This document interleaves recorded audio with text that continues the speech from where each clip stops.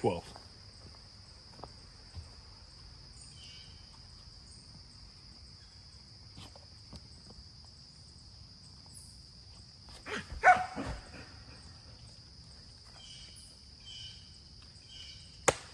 Holy shit, dude.